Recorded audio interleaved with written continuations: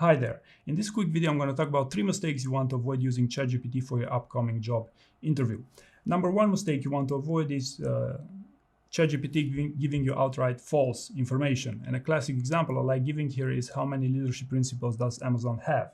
Okay, so since ChatGPT has a cutoff period of, I think it was 2021, it cannot know the number of leadership principles evolved over time. Okay, so a possible fix here would be to simply fact check all these questions with Google search, which is using the most up-to-date information. Okay, so this was number 1. Number 2 mistake you want to avoid using ChatGPT is to know exactly where the quality threshold is in a job interview. So to explain here, ChatGPT has become so popular because it gives some super convincing and often accurate first answers to questions, not just behavioral questions, but any questions. Okay. Now, in the context of behavioral interview, if you are new to this and you see a convincing first answer, you might be tempted to say, "Hey, this is the best answers I've ever seen, and I'll just use it in a job interview."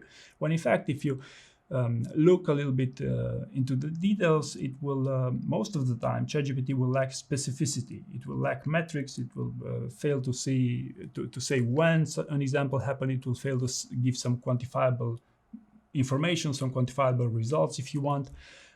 So the main thing here is to understand that the quality of at least the quality of the first answers that ChatGPT gives to behavioral questions is a questionable one most of the time. How can you improve this? Well, of course, you can get a little bit more creative and develop those prompts so that those answers eventually become significantly better. And in all fairness, I've had some degree of success with these things, which brings me to the third mistakes you want to avoid preparing a job interview with ChatGPT, that is cloning ChatGPT answers. Okay, the simplest way to explain you why this cannot work in a job interview with a high-performing company would be 2 common tests that employers, or I should say interviewers, use on candidates during the interview. The first one is the deep dive test. Okay, so the deep dive basically means that the interviewer will try to ask you follow-up questions during maybe 30 minutes straight to see all the details and whether you've actually owned a specific project. Okay, or whereas if you use an answer from ChatGPT, it's impossible that you'll have all these details and you'll have to either make something up, either say you won't remember.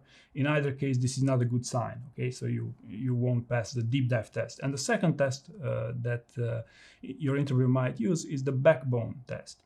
The backbone test means to actually check if the decisions that you made were actually your decisions, and how do you cope with I don't know, with adversity during a job interview. Whereas if you take someone else's answers and say, "Hey, that decision was mine," when an interviewer will try to say, "Hey, but what if we've done this other way? What do you think? Wouldn't it be better if we did this way?" Most of the time, candidates will fall into the trap of saying, "Yes, you're definitely right. We should have done it this way. I think you're right. I mean, you're the interviewer, so actually, for the sake of a social cohesion, I'm going to agree with you." So you become far more agreeable if the example was not yours, and of course, you will fail the backbone test. Now, what's the fix to not cloning someone else's answers? To build your own. But the main thing is to have a strong story bank. Okay. And starting from your own story bank, try to enrich that your stories, your answers to behavioral questions, using bits of information from various sources, one of them being ChatGPT. Okay, the best people learn from multiple sources here. Okay, and I will just close by saying this: as with most technologies and trends, ChatGPT can genuinely help you to achieve your goals better. For me, I found some incredibly useful use cases for educational purposes, to demo some concepts and some story banks and various other things. But you should always focus on the main thing and beware of using these technologies to your advantage for the purpose of the job interviews. Hopefully you found this information useful, and thank you very much for watching.